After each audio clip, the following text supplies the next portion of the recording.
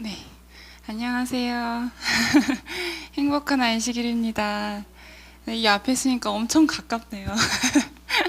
네, 오늘 저녁에는 제가 말씀을 읽으면서 그 말씀 속에서 깨달은 것을 함께 나누는 시간을 갖도록 하겠습니다. 오늘의 제목은 일단 제가 하나님의 교육이라고 정해봤어요.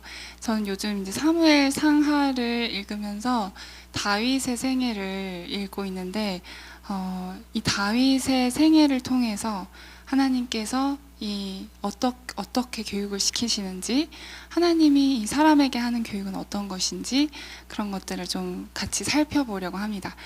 제가 사무엘상을 읽다가, 사실 성경은 많은 부분이 이렇게 함축되어 있잖아요. 생략돼 있고. 근데 이제 사무엘상 17장에 오면 우리가 정말 많이 하는 어떤 얘기가 있죠? 다윗과 골리앗 얘기가 나와요. 예, 우리가 어렸을 때부터 제가 정말 성경 비디오 테이프를 정말 많이 봤는데, 그렇게 여러 번 알고 있는 내용임에도 불구하고 이번에 읽을 때 정말 제 마음속에 새롭게 놀랍게 다가온 것은 뭐였냐면, 이 다윗이 너무나 용맹하고 당찬 거예요. 그래서 우리 함께 같이 한번 읽어볼게요. 사무엘상 17장에 보면 17장 32절, 그 전에 이제 얘기를 하면, 그 블레셋의 그 골리앗이 이제 와가지고 이스라엘 사람들을 위협하면서, 너희가 사람을 한 명 데리고 나와라. 그와 내가 싸워서 이기는 자, 지는 자가 이기는 자의 종이 되게 하자. 이렇게 하는 그런 상황에서 모든 이스라엘 사람들은 벌벌 떨고 있었어요. 심지어 사울마저 완전히 낙심하는 그런 상황이었습니다. 근데 그 조그만 다윗이 그 형들이 그 전쟁에 참가하고 있었어요. 그래서 아버지가 뭐 상황 소식도 묻고 또 먹을 것도 전달해주기 위해서 다윗을 보냈는데, 그 상황을 딱 보고 다윗이 사울에게 가서 한 말이 32절이에요. 다윗이 사울에게 말하되, 그로 말미암아 사람이 낙담하지 말 것이라. 주의 종이 가서 저 블레셋 사람과 싸우리이다 하니. 지금 사실 다윗이 이때 몇 살이었죠? 17. 근데 사울은 장성한 성인이고 장군인데, 지금 누가 누구한테 낙담하지 말라고 해야 되는 상황이냐면 사울이 백성들한테 낙담하지 말라고 해야 될 그런 상황에서 다윗이, 그 쬐끄만 애가 왕한테 낙담하지 말라는 거예요. 그럼 내가 나가겠다는 거예요. 그러면서 하는 말이 뭐냐면, 내가 양을 치면서 막 사자와 곰이 나오면은 걔네들을 때려잡고 물매를 쳐서 죽이고 수염을 뽑아서 죽이고 막 그런 일들을 내가 다 했다. 하나님께서 사자와 곰의 입에서도 나를 구원해 주셨는데, 하물며 저 이방인 하나님을 모욕하는 저 블레셋 사람의 손에서 나를 구원해 주시지 않겠냐 하면서 막 얘기를 하는데, 저는 이걸 읽는데, 와, 어떻게 쫓겨난 게 저런 얘기를 하지? 그런 생각이 막 들었어요. 근데 그래서 이 다윗이 갑옷도 입지 않고, 그것도 입었다가 나 이거 거추장스러워서 못 입겠다 하고 다 벗어 던지고, 정말 막대기와 그물과 물매와 돌만 가지고 나갈 때, 누구죠? 골리앗이 보니까 너무 화가 나는 거예요. 나를 고작 이 정도로밖에 안 봤다는 거야? 라고 하면서 온갖 욕을 퍼부을 때, 다윗이 또 그 골리앗에게 하는 말이 45절부터 나옵니다. 45절에 보면, 다윗이 블레셋 사람에게 이르되, 너는 칼과 창과 단창으로 내게 나아오거니와 나는 만군의 여호와의 이름 곧 너가 모욕하는 이스라엘 군대의 하나님의 이름으로 내게 나아가노라. 오늘 여호와께서 너를 내 손에 넘기시리니 내가 너를 쳐서 내 목을 베고 블레셋 군대의 시체를 오늘 공중의 새와 땅의 들짐승에게 주어 온 땅으로 이스라엘의 하나님이 계신 줄을 알게 하겠고, 또 여호와의 구원하심이 칼과 창에 있지 아니함을 이 무리에게 알게 하리라. 전쟁은 여호와께 속한 것인즉 그가 너희를 우리 손에 넘기시리라. 네. 이게 너무 놀라운 게, 여호와께서 오늘 너를 내 손에 넘겼다는 거예요. 아직 싸우기도 전에 돌멩이만 가지고 이 다윗은 그 장군을 3m 되는 장군에게 내가 오늘 너의 목을 베겠다고 얘기를 하는 거예요. 저는 이 장면을 읽으면서 어떻게 다윗이 이런 말을 할 수 있을까? 어떻게 다윗에게는 이렇게 전혀 두려워하지 않는 믿음과 이런 용맹함을 다윗이 가질 수 있었을까? 그래서 그것이 궁금해서 이제 주석도 찾아보고 이제 예언의 신도 찾아보고 하는 그런 시간을 가졌어요. 그런데 이 다윗이 이 골리앗 앞에서 이렇게 용맹할 수 있었던 이유는 분명히 그 전의 시간에 무엇이 있었기 때문에 다윗이 이런 사람이 된 것이 아닐까라는 생각을 했어요. 근데 이제 여러 책들을 찾아보니까 다윗은 사실 그냥 양치기 소년이잖아요. 사실 뭘 하면서 지냈겠어요? 다윗은 그 베들레헴이라는 작은 동네의 외진 산지에 양을 치는 그저 목자였고, 그 이새의 집에 7 아들이 있었나요? 네. 그 아들 중에 가장 막내였어요. 그런데 성경에서 우리가 볼 수 있다시피 그 장남 엘리압은 정말 사울과 같이 용모가 준수하고 키도 크고 막 누가 봐도 너무 장군감이다 하는 그런 용모를 가진 사람이었지만, 다윗은 그렇지 않았어요. 형들에 비해서는 그런 모습이 아니었고, 사실 그 시대에는 장남이 모든 권력의 1인자였죠. 그 순위에 따라 매겨졌기 때문에 다윗은 정말 사실 그 집안에서는 가장 미천하고 연약한 어린 아이였어요. 그런데 하나님께서는 이 다윗을 택하시고 그곳에서 이미 교육을 하고 계셨더라고요. 네. 그래서 생각해 봤을 때 우리가 하나님의 교육과 인간의 교육이 좀 다른 것 같아요. 그래서 좀 비교를 해보면 좋겠다 생각이 들었습니다. 네. 하나님의 성경을 통해 우리가 알 수 있는 하나님의 교육과 인간의 교육.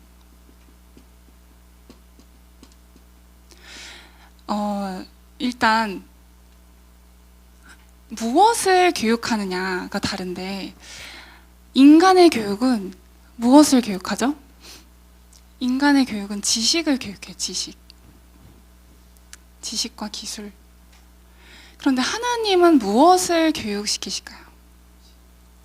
하나님께서는 틀렸어요. 아니 맞는데 제가 원하는 답이 아니었어요. 하나님께서는 품성을 교육시키세요. 네. 품성을 교육시키세요. 인간의 교육은 지식과 기술을 교육시키는데, 이거는 마치 현대의학과 천연치유가 다르듯이 현대의학에서는 내가 위에 문제가 생겼으면 위만 치료하고 폐에 문제가 생겼으면 폐만 치료하듯이 이것은 부분적인 교육입니다. 그런데 하나님의 교육은 이 품성을 교육시키는 것은 전인적인 교육이에요. 이것은 사람을 바꿔서 다른 사람을 만들어내는 교육이에요. 자, 이렇게 하기 위해서는 우리가 지금 이렇게 살아왔잖아요. 사실 이 세상에서 이렇게 교육받기 위해서 우리는 어떻게 교육을 받을까요?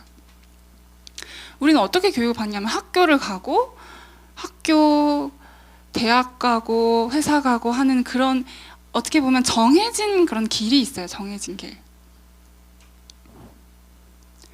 그래서 점점 더 사람들이 왜 지방에서는 서울로 가고 서울에서는 미국으로 가고 하는 이유는 더 좋은 교육을 받기 위해서 하기 때문이죠.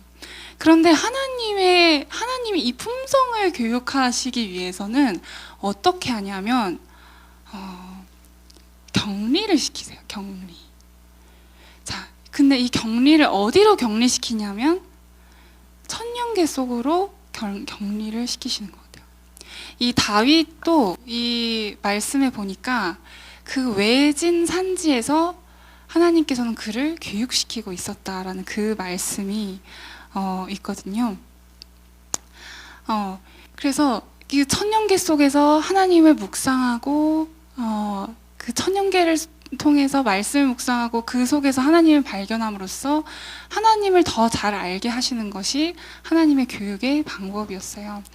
그 이스라엘의 그 베들레헴 양치는 소년 다윗이 그 양치는 세월 동안 무엇을 했는지 이 부조와 선지자에 나와 있는데요.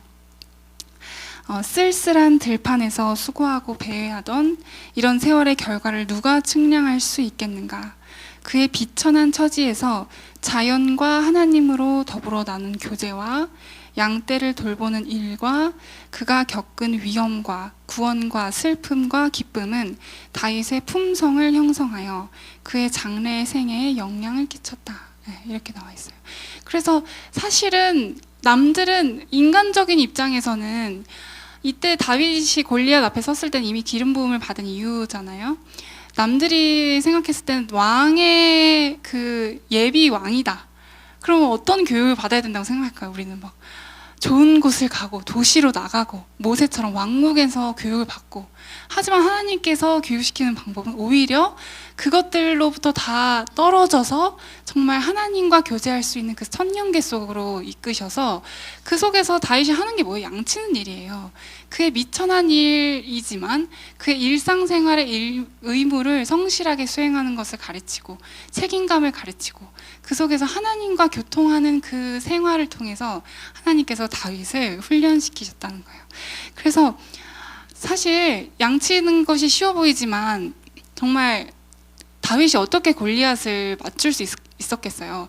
그가 평소에 그런 양을 치면서 맹수들이 올 때 열심히 물매 연습을 하지 않았겠어요? 그렇게 해야 걔네들을 무찌르고 양을 지키고 하죠. 그런 사실 별것 아닌 그의 의무를 성실하게 수행하고, 그럼에도 불구하고 그 위험한 상황에서 다윗은 그 속에서 하나님이 자신을 구원해 주시는 그 경험을 계속 했기 때문에 이미 하나님과 쌓인 경험이 있었고, 그 속에서 그는 노래를 만들어서 하나님을 찬양하고 하나님의 품성을 깊이 명상하고 그곳에서 깨달은 진리를 또 가사로 만들어서 노래 부르고 하는 그런 수많은 세월 속에서 하나님과 다윗의 관계는 이미 너무나 끈끈한 관계가 된 거예요. 네. 그랬기 때문에 다윗이 그 순간에 정말 하나님의 여호와의 이름으로 나갈 수 있었던 게 아닌가라는 생각이 들어요. 그래서 저 이 말씀을 읽으면서 정말 저도 생각나고 우리 이든밸리에 계신 모든 분들이 생각났는데, 저는 오히려 밖으로 나가려고 발버둥 치던 사람이었거든요. 저도 저의 꿈을 위해서 시골에만 살다가 나도 진짜 도시를 가보자. 정말 대학교가 되면서 이제 정말 내 꿈을 펼쳐보기 위해서 세상으로 나가고 나중에는 정말 해외까지 나가보려는 그런 정말 야심찬 꿈을 가진 사람이었는데, 하나님께서 저를 인도하신 곳은 그런 곳이 아니었고 오히려 온 천지가 이 산으로 둘러싸인 이 이든밸리로 하나님께서 저를 인도하시는 거예요. 근데 오고 나서 시간이 지나면서 제가 깨달은 것은 이곳에서 있으면서 내가 배우고 이 천연계를 묵상하면서 또 하나님에 대해서 깨달은 그것은 내가 밖에서는 절대로 깨달을 수 없는 것들을 깨닫게 해주시더라고요. 네, 그래서 하나님께서 남들은 지금 다 성공하려고 나갈 때 완전히 반대의 길을 왔지만 정말 제가 이곳에서 얻은 경험은 무엇과도 바꿀 수 없는 그 하나님에 대한 지식을 얻은 거예요. 그래서 하나님께서는 다시 사람이 돌아오게 하실 때, 제가 대학교 때 방황하다가 다시 돌아올 때도 저를 완전히 그동안 만나던 친구들을 안 만날 수 있는 그런 환경에 저를 두셨거든요. 하나님께서는 격리시키시는구나. 오직 다른 것에 신경 쓰지 않고 나와 하나님 사이에 교통할 수 있는 그 자리로 우리를 부르시는구나 라고 생각이 들었어요. 네. 그런데 그래서 이 모든 그런 평범한 일상들이 장래의 그 행할 다윗의 사명을 위해서 준비되고 있었다는 거예요. 그런데 중요한 것은 이것이 무엇을 위한 거냐라는 거예요. 네. 이 인간이 교육을 받는 이유는 무엇일까? 사실 정말 소수의 대단한 위인들은 이것을 통해서 인류에게 공헌하기도 하지만 사실 대부분의 사람들이 이렇게 살아가는 이유가 뭘까요? 네, 내가 나를 높이기 위해서죠. 그렇죠? 내가 높아지기 위해서 이렇게 하는 거예요, 사실. 그런데 하나님의 이 목적은, 하나님이 이렇게 사람을 교육시키시고 품성을 형성하시는 이 목적은 뭐냐면 내가 아니에요. 인류의 구원이에요. 인류. 내가 아니라, 나뿐만 아니라, 나도 구원하지만 다른 사람을 구원하기 위해서 이 모든 그 교육 과정을 하나님께서 한 사람을 시키시더라고요. 네. 그래서 생각해 보니까 다윗이 그렇게 담대할 수 있었던 이유 중에 또 하나는 무엇인가 하면, 다윗은 자기 자신을 위해서 그 싸움에 나가지 않았다는 거예요. 하나님을 위해서 나갔고 이스라엘 백성들을 위해서 나간 거예요. 네. 그런데 부조와 선지자 보니까 이런 말씀이 있었어요. 성경엔 나와 있지 않지만 천사가 그 다윗에게 지시를 내렸는데 이 백성을 구원하라는 지시를 내렸대요. 네. 그러니까 다윗은 그 전장에 갈 때 사명을 받은 거예요. 그러니까 다윗이 기름 부음을 받고 나서부터 다윗은 자기의 사명에 대해서 인지하기 시작했어요. 아, 나의 삶은 나를 위한 삶이 아니구나. 나는 이 백성을 구원해야 되고, 또 구원할 뿐만 아니라 하나님께로 돌아오게 하는 사람이 되어야 되는구나. 그게 사사의 역할이거든요. 그죠? 그걸 인지하기 시작했고, 그 천사가 그 지시를 주었을 때, 아, 그래, 이것은 나의 일이다. 나의 사명이다. 라고 정확하게. 다윗은 자기 사명이 무엇인지 분명히 아는 사람이에요. 그리고 이 사명이 나에게서 나온 게 아니라 하나님께서 나왔기 때문에 하나님께서 일하실 것을 알았고, 그랬기 때문에 그가 그렇게 용감했던 것이지, 사람이 자기의 욕심을 따라 할 때 그렇게 용감할 수 없어요. 네. 그렇기 때문에 이 하나님의 사명을 받은 사람은 담대해지는 거예요. 근데 누구나 우리 한 사람 한 사람에게 하나님께서 맡기신 사명이 있어요. 네. 그런데 우리가 깨닫지 못할 뿐이에요. 그런데 우리가 하나님과 정말 교통하고 하나님과 관계를 가지고 하나님과 오래 교제하다 보면 어느샌가 자기 자신의 사명을 깨닫게 됩니다. 그죠? 네. 우리 각자 사명이 다 다를 수 있어요. 그렇지만 분명히 하나님께서 나에게 주신 사명이 있는데 그걸 깨닫게 되는 거예요. 근데 그 사명이 뭐냐면 나를 위한 게 아니라 다른 사람을 구원하기 위한 그 사명을 주신다는 거예요. 네. 저도 사실 아까 말씀드렸듯이 내 꿈을 위해서 살고 내 꿈을 이루려고 막 했는데, 그렇게 방황하다가 제가 다시 하나님의 사랑을 말씀을 통해서 깨닫고 돌아오고, 또 제가 얼마나 큰 죄인인지 깨닫고, 하나님의 예수님의 십자가가 너무나 소중하다는 것을 깨달은 이후에 일어난 변화가 뭐냐면, 이게 제가 돌아오고 나서 보니까 나 같은 사람들이 너무 많은 거예요. 그제서야 보이는 거예요.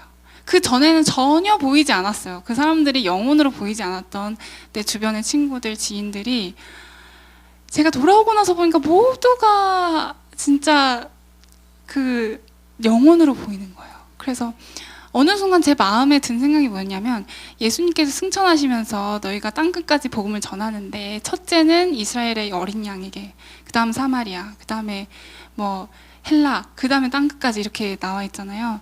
근데 저는 개인적으로 제가 이스라엘의 어린 양이었다고 생각해요. 정말 목사님의 자녀로서 이 말씀의 홍수 속에 나 혼자 잃어버린 그런 어린 양이었던 저로서 돌아와 보니까 이 잃은 양들이 너무 많은 거예요. 그래서 제 마음속엔 나는 이스라엘의 어린 양을 위해서 부름을 받았구나. 나와 비슷한 처지인 나의 또래들과 그런 젊은 사람들을 정말 하나님께 인도해야겠다라는 그런 마음이 저도 모르게 들고 그들을 위해서 기도를 하게 되더라고요. 근데 정말 신기한 건 그래서 사명을 받은 사람이 꼭 하는 일이 있는데, 그것은 중보하는 일이에요. 중보하는 일.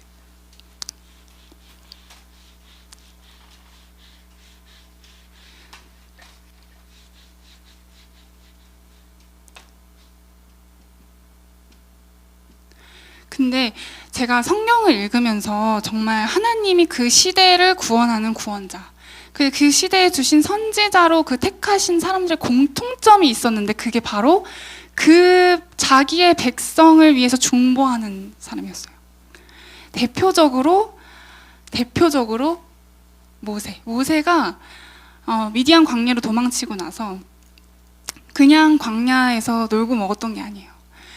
그 부조와 선지자에 보면 모세는 그 동포를 위해서 그들의 구원을 위해서 정말 열심히 기도했다고 나와 있어요. 그랬기 때문에 하나님께서 그 모세에게 그 사명을 맡기셨어요. 그 다음에 정말 감동적인 다니엘 9장에 보면 다니엘이 하나님께 기도하는 그 기도문이 나오는데 정말 감동적이죠. 읽어보신 분들은 아시겠지만 그 기도문을 보면 다니엘은 그 이스라엘 온 백성의 죄를 마치 나의 죄처럼 여기면서 하나님께 회개하고 용서를 구하는 그런 기도를 해요. 그런데 이 다니엘이 드렸던 그 기도, 그 백성의 죄가 나의 죄인 것처럼 여기고 회개하고 하는 그 모습은 바로 누구의 모습이냐면 대제사장이 하는 일이에요. 사실은 우리가 최근에 그 성소에 대한 공부를 했는데 대제사장이 1년에 한 번씩 지성소에 들어간다고 했죠. 그 지성소에서 하는 일이 무엇인가 하면 심판의 일도 당연히 하지만 주석을 보면서 레위기를 공부하시면 아시겠지만 그 대제사장은 이 모든 백성의 죄가 마치 자신의 죄인 것처럼 하나님께 탄원한다고 했어요. 이게 바로 사실 지금 하늘에 계신 예수님께서 하고 계신 그 사역이거든요. 그러니까 1년 동안 모든 사람들이 회개를 했지만 마지막으로 정말 이 모든 백성의 죄를 가지고 하나님께 가져가서 마지막까지 그들의 죄를 용서해달라고 확증받고 중보하는 일을 바로 대제사장이 합니다. 네. 그래서 공부하다 보니까 그 휘장에 피를 뿌리잖아요. 양과 염소의 피를 뿌려서 엄청 더러워지거든요. 근데 왜 이렇게 더러워지고 냄새나게 피를 뿌릴까 하는 생각을 해봤는데 이 재판에서 가장 중요한 게 뭘까요? 무죄를 선고받기 위해서 가장 중요한 것, 증거가 제일 중요해요. 근데 그 피는 바로 증거인 거예요. 이 사람의 죄가 이 양과 염소에게로 옮겨졌다. 그 사람의 죄를 대가를 치렀다는 증거를 뿌리고 그거를 의지해서 대제사장은 그 증거를 가지고 하나님께 탄원하는 거예요. 근데 히브리서에 나오죠. 이 인간의 성소 제도에서는 양과 염소의 피로 하지만 예수님께서는 지금 하늘에서 양과 염소의 피와 비교되지 않을 하나님의 아들의 그 목숨을 바쳐서 흘리신 그 피를 가지고 하나님께 중보하니 우리의 죄가 용서받지 못할 죄가 하나도 없는 거예요. 네. 우리의 인류의 모든 죄의 값을 합치더라도 하나님의 눈에 자기의 가장 사랑하는 독생자의 피를 흘렸는데 여러분 용서 못해줄 죄가 있겠어요? 없죠.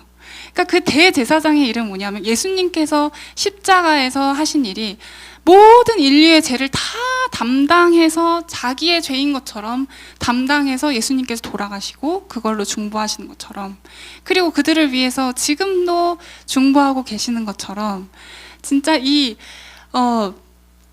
제가 막 말하다 보니까 갑자기 할 말 까먹었는데 정말 그 대제사장의 일은 이런 백성을 중보하는 일이라는 거예요. 예. 그래서 이 예수님의 마음이 바로 대제사장의 이 정신이고 마음인데, 하나님을 따르는 자들에게 하나님께서 이 마음을 주셔서 그 마음 속에 소원을 갖게 하는 거예요. 이 백성에 대한 동정심을 갖게 하셔서 그들을 위해서 중보하고 기도하게 만드셔서 그들의 기도를 하나님께서 들으시고 그들을 통하여 일을 하시는 것이 하나님의 방법인 것 같습니다. 네. 그래서 이사야도 그렇고 예레미야도 그렇고 각 시대마다 그 시대에 이 백성들의 모습을 한탄하고 그들이 어떻게 하면 하나님께 돌아올까 하는 그런 고민을 가지고 기도하던 그런 사람들을 하나님께서 선지자로 불러 쓰셨거든요. 그래서 정말 이 다윗도 마찬가지로 그 백성을 위해서 중보하고 기도하고 하는 그런 정신을 하나님께서 주시고 그들을 위해서 싸우게 또 하셨습니다. 네. 근데 또 하나님께서는 어떤 사람을 쓰시냐면 스스로 크다고 생각하는 사람을 쓰지 않으시는 거예요. 스스로 작다라고 생각하는 사람을, 연약하다라고 느끼는 사람을 쓰시는 거예요. 사실 우리는 하나님의 일을 할 때 내가 뭔가 잘해야 되고 내가 뭔가 잘나야 하고 능력이 있어야 할 수 있다라고 생각하지만, 하나님의 눈에서 우리의 잘남과 그 못남은 전혀 문제가 안 됩니다. 왜냐하면 하나님 자체가 모든 능력과 지혜와 힘과 생명의 근원이시기 때문에, 그 사람이 받겠다고 한다면, 받을 준비만 돼 있다면 그냥 그 사람에게 주면 되는 거예요. 주면 그 사람은 그것을 일하는 거예요. 다윗에게 처음부터 그런 용맹함이 있었을까? 다윗에게 처음부터 그런 믿음이 있었진 않았을 거예요. 하지만 그가 하나님께 그것을 받았기 때문에, 그리고 다윗은 스스로를 정말 미천하고 작은 자라고 여겼기 때문에 하나님께서 그에게 능력을 주시고 또 행하게 하셨습니다. 그래서 다윗이 그런 믿음의 담대함을 하나님께 받으니까 두려움이 없었어요. 전혀 두려움이 없었어요. 그래서 성경을 보시면 아시겠지만 다윗은 거의 저는 진 걸 본 적이 없는데 가는 곳마다 승리해요. 가는 곳마다 다 승리하고 이기고 막 그래요. 그런데 아까 우리가 하나님의 교육은 품성을 훈련시키는 것이다, 교육시키는 것이다 라는 관점에서 봤을 때, 만약에 다윗이 가는 곳마다 승리하고, 그래도 다윗이 노래도 잘하고 악기도 잘하고 사람도 너무 좋고 하니까 모든 사람들이 좋아했잖아요. 그러니까 다윗의 삶에 가는 곳마다 승리하고 모든 일이 잘 됐다면 하나님의 이 목적이 성취됐을까 하는 거예요. 이 다윗의 품성이 정말 단련이 되었을까요? 아니죠. 네. 루스벨처럼 교만해질 가능성이 너무나 컸겠죠. 네. 그래서 하나님께서 또 쓰시는 도구는 우리가 잘 아시는 것처럼 많은 시련을 통해서 이 다윗을 단련을 시키셨어요. 이 다윗의 삶을 보니까 정말 밝은 면과 어두운 면이 좀 정말 극명하게 이제 대비가 되는 것 같은데,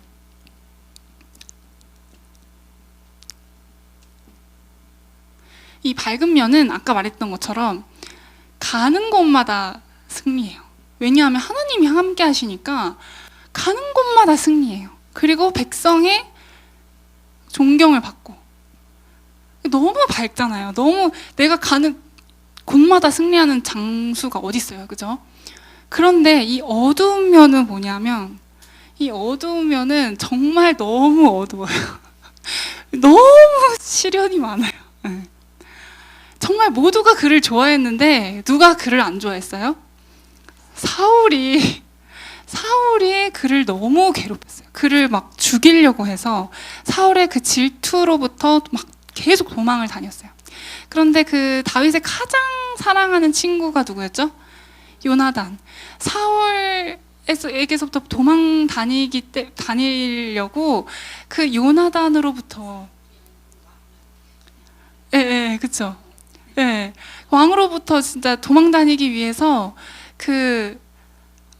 요나단이랑 완전 생이별을 했죠. 그 장면이 여기 사무엘상에 적혀 있는데, 서로 울면서 우리 다시 만나자 하면서 이제 헤어지는 그 장면이 있어요.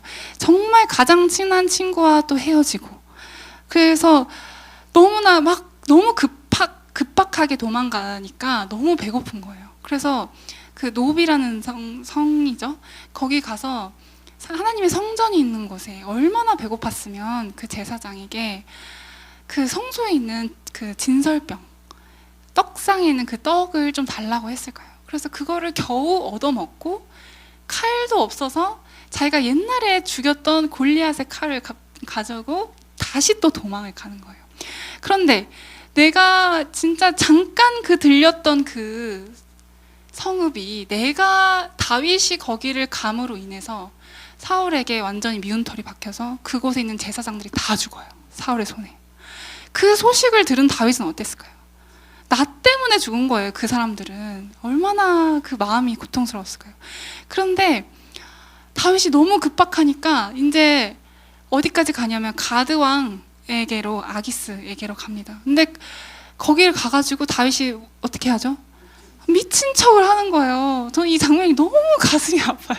그 성문에 얼굴을 대고 침을 수염에 질질 흘려가면서 막 멀쩡한 그렇게 지혜로운 다윗이 미친 척을 하는 거예요. 왜 그렇게 하는 거예요? 살려고 생명을 부지하기 위해서 그렇게 하는 거예요. 얼마나 그 자신이 비참했을까요? 그렇죠? 그런 일을 당하지를 않나. 다행히 하나님께서 살려주셨지만 정말 여러 전쟁을 또 거치고 또 사울을 죽일 수 있는 그런 기회들이 많았는데 사울을 살려줬잖아요. 그래서 사울이 또 고마워서 내가 너를 이제 안 따라갈게. 너한테 복수하지. 너한테 이제 나쁜 짓 안 할게라고 했는데 사울이 또 변덕을 부려가지고 또 죽이러 쫓아오는 거예요.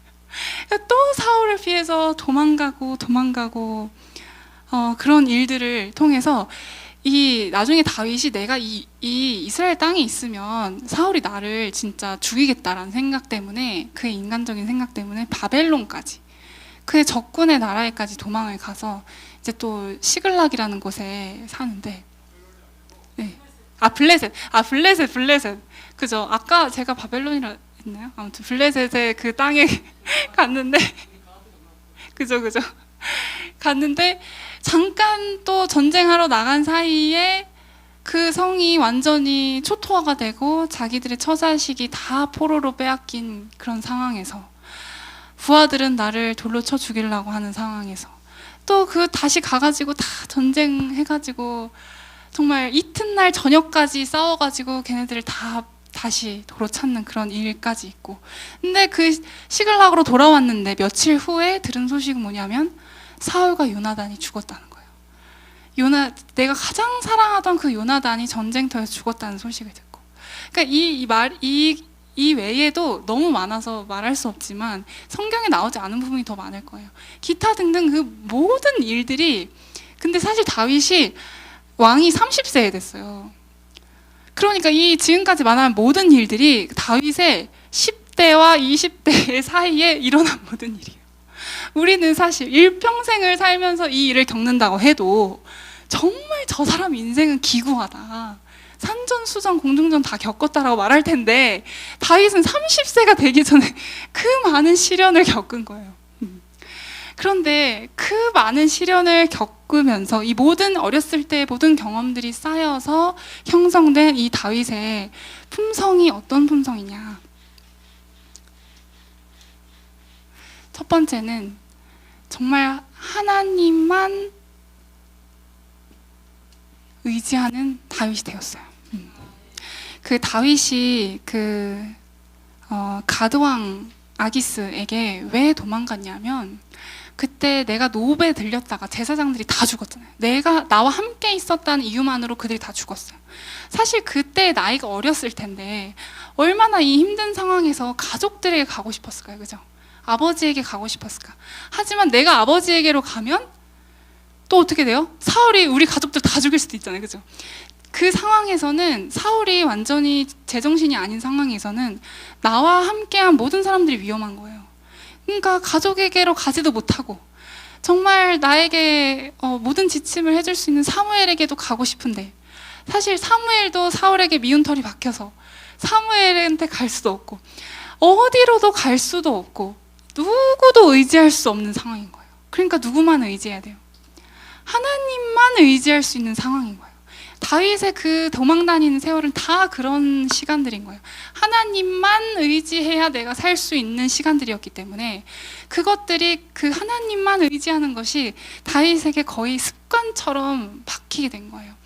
그래서 나중에는 정말 다윗이 죽을 뻔한 그런 상황, 시글락에 있는 처자식들이 다 포로로 잡혀갔을 때 부하들이 자기를 돌 던지려고 하는 그 상황에서도 다윗은 당황하지 않고 먼저 무엇을 했냐면 하나님께 기도했어요. 그리고 그런 급박한 상황, 위기의 순간에 하나님께 기도하고 하나님께 힘을 얻는 그것을 다윗은 연습하고 터득한 거예요. 그래서 그런 상황들을 통해서 하나님만 의지하는 다윗이 되었어요. 그 다음에는 정말 인상적인 건데 절대로 다윗은 자기의 손으로 원수를 갚지 않았어요. 다윗은 절대로 자기의 칼을 자기의 사사로운 욕망이나 욕심에 따라서 휘두르지 않았어요. 사울은 자기의 칼을 자기의 질투심 때문에 자기의 욕망으로 휘둘렀지만 다윗은 자기의 칼을 하나님의 명령을 수행하는 데 썼어요. 죄를 처단하는 데 썼고 절대로 그 원수를 갚지 않았고 그를 그렇게 평생 괴롭혔던 사울이 죽었다는 소식을 들을 때 그는 애가를 지어서 불렀어요. 나중에 사울의 아들 이스보셋이 죽었을 때도 그는 절대 원수를 갚는 일 하지 않았고 온전히 하나님께 맡기는 그런 다윗이 되었어요. 네. 그 다음에 절대 하나님보다 앞서지 않았어요. 네. 항상 하나님께 묻고 그러니까 하나님께 물었기 때문에 모든 다윗의 공로는 하나님이에요. 다윗이 전쟁에서 이기고 나서 하는 말이 여호와께서 그 적들을 내 손에 붙이셨다. 여호와께서 내 적들을 내 앞에서 물처럼 흩으셨기 때문에 바알 브라심이라 부르겠다. 여호와께서 내 앞서 행해서 적들을 물리치셨다. 항상 주어가 여호와께서. 왜냐하면 항상 하나님께 묻고 행했기 때문에 내가 한 것이라고 절대 다윗은 주장하지 않는 거예요. 네. 이러한 다윗이 왕이 된 다음에 무엇을 했냐? 드디어 왕이 된 다음에 한 일은 무엇이었냐면 가장 중요한 일은 법궤를 가져오는 일을 했어요. 네. 법궤를 그리고 그 전에 사사시대부터 물리치지 못한 여부스 사람을 무찌르고 그 성을 예루살렘을 삼아서 그곳으로 법궤를 가져오는 일을 했고 그 법궤를 가져오는 장면이 너무 감동적이에요. 그 장면에 다윗은 왕의 옷을 입지 않고 세마포 옷을 입고 6걸음 가고 번제를 드리고 또 6걸음 가고 번제를 드리고 가는 길에 계속 찬양을 부르면서 문들아 너희 머리를 들지어다 영광의 왕인 이시뇨 만군의 여호와 전쟁에 능한 여호와시로다. 이 찬양을 계속 부르면서 기쁨의 그 춤을 추면서 다윗은 그 법궤를 하나님께로 가져오는데 그걸 저는 이 모습을 보면서 다윗이 한 일을 한 문장으로 정리하면 무엇인가 하면 다윗이 한 일은 참된 예배를 회복했다라고 생각해요. 네. 이스라엘 전체의 예배를 회복한 거예요. 네. 그런데 그 다윗이 한 일은 이 노래를 이 예배의 필수적인 요소로 삼고 자기가 묵상하면서 만든 그 가사들로 제사장들에게 부르게 하고 백성들에게 부르게 하고 예배 때뿐만 아니라 여행할 때도 부르게 하고 그런데 진짜 정말 부조화 선지자의 너무 감동적인 말씀이 나왔는데 제가 읽어드리겠습니다. 법궤를 옮기는 데 수반된 엄숙한 의식들은 이스라엘 백성에게 오래 지속되는 깊은 감명을 주어 성소 봉사에 대한 저들의 깊은 관심을 환기시키고 여호와께 대한 그들의 열심을 새로 불타오르게 하였다. 다윗은 그의 능력이 미치는 온갖 방법으로 이 감명을 깊게 하고자 노력하였다. 노래 부르는 것을 종교적 예배의 필수적 부분으로 삼았고 다윗은 시편을 만들어 성소 봉사에서 제사장들이 사용할 수 있게 했을 뿐 아니라 백성들이 연중 절기에 성소를 향하여 여행할 때도 부를 수 있게 하였다. 이와 같이 애쓴 감화는 멀리까지 미쳤고 온 나라를 우상 숭배에서 해방시키는 결과를 낳았다. 이게 너무 감동적인 거예요. 이렇게 참된 예배가 회복이 되니까 이 온 이스라엘 백성이 우상 숭배에서 해방이 된 거예요. 그러니까 이 나라의 중심에 하나님이 오시니까 하나님 외에 모든 신들이 이제 떠나게 된 거예요. 근데 너무 인상적인 게 뭐냐면 이 하나님께서는 이 다윗 한 사람을 교육시키시고 한 사람을 준비시켰어요. 근데 다윗이 그의 삶을 통해서 그 개인의 한 사람의 삶의 예배가 바로 서니까 그 온 나라의 예배가 회복되고 그 온 나라의 예배가 회복되니까 온 나라의 우상 숭배가 없어진 거예요. 그러니까 사실 하나님이 왜 성경을 읽어보면 모세도 그렇고 다니엘, 요셉 뭐 등등 한 사람을 교육시키는데 굉장히 오랜 시간을 쓰시잖아요. 모세는 80년을 썼어요. 막 몇십 년씩 쓰니까 우리 눈에는 너무 느리다, 너무 이 사람을 교육시키는 너무 시간이 많이 든다라고, 더디다라고 생각하지만 모세 한 사람이 준비되니까 몇십만 명의 이스라엘 백성들이 구원받았잖아요. 그죠? 그러니까 이 다윗 한 사람을 하나님께서 교육시키고 사람을 변화시키시니까 온 이스라엘 백성이 하나님께 돌아오는 그 역사가 일어나는 거예요. 그러니까 저는 오늘도 하나님께서 우리 한 사람 한 사람을 교육시키고 있다고 생각해요. 그 걸리는 시간 정말 오래 걸릴 수도 있어요. 지금도 여러분 교육받고 계시잖아요. 그죠? 그런데 이 한 사람이 돌아온 곳에 100명, 200명이 다 돌아오는 거예요. 내가 한 명이 바로 서면, 내 삶의 예배가 회복되면 우리 가정이 하나님께 돌아오고 우리 교회와 이웃과 이 나라가 돌아올 수 있다는 거예요. 저는 이 다윗의 이야기를 읽으면서 와, 하나님이 하신 일 정말 대단하시다. 그러면서 이 다윗은 정말 이 하나님을 사랑하는 마음에 하나님의 전을 짓고자 하는 그 예쁜 마음을 기도로 하지만 하나님께서 듣지 않으시지만 다윗에게 엄청난 축복을 주시잖아요. 네.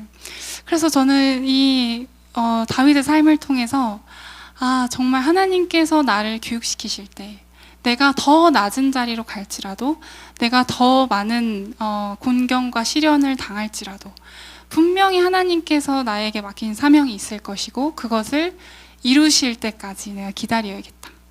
그리고 나를 온전히 비우고, 다윗의 특징은 정말 너무 단순해요. 하나님 말씀하면 바로 듣는 거예요. 정말 나를 비워서 하나님이 주시는 것을 받을 수 있는 사람이 돼야겠다라는 그런 생각을 하게 됩니다. 여러분들도 정말 그 하나님의 교육을 받고 싶으신가요? 네, 하나님의 부르심과 말씀에 순종하시고, 여러분 한 사람으로 인해서 여러분의 인생이 먼저 바뀌고 그 주위의 많은 사람들이 구원을 받는 그런 한 분 한 분의 그런 선교사가 되시기를 간절히 바라겠습니다. 제가 기도하겠습니다. 하늘에 계신 하나님 아버지, 감사합니다. 오늘 이 안식일 하나님의 종 다윗의 이야기를 통하여 우리에게 정말 교훈하여 주시니 감사합니다. 하나님의 교육법은 이 세상과 다르고 우리가 생각하는 것보다 더디다고 생각될지 모르지만 그 하나님의 계획은 우리 전 존재를 구원하고 우리뿐만 아니라 정말 죄로 죽어가는 많은 영혼들을 함께 살리는 교육임을 저희가 배웠습니다. 주님, 우리가 오늘 주님 앞에 무릎 꿇고 우리 자신을 온전히 주님께 의탁할 수 있도록 도와주세요. 또한 우리가 하나님과 교제하면서 우리에게 맡겨진 하나님의 사명이 무엇인지 깨닫게 하여 주시고, 내가 위하여 기도할 영혼들이 누구인지 하나님께서 알게 하여 주시고, 그것을 하나님께서 알게 하여 주셔서 저희 한 사람 한 사람을 주님의 일꾼으로 준비시켜 주세요. 저희가 단순히 우리의 몸의 질병이 치유받는 것이 아니라 이 일을 통해서 이루시고자 하는 하나님의 놀라운 섭리를 깨닫게 하여 주시고, 이 모두가 이곳을 나가면 정말 다시 한 사람의 개인으로 사는 것이 아니라 하나님의 일을 하고 하나님의 복음을 선포하는 주님의 종으로서 일할 수 있는 의료 선교사들이 될 수 있도록 도와주세요. 예수님의 이름으로 기도드립니다.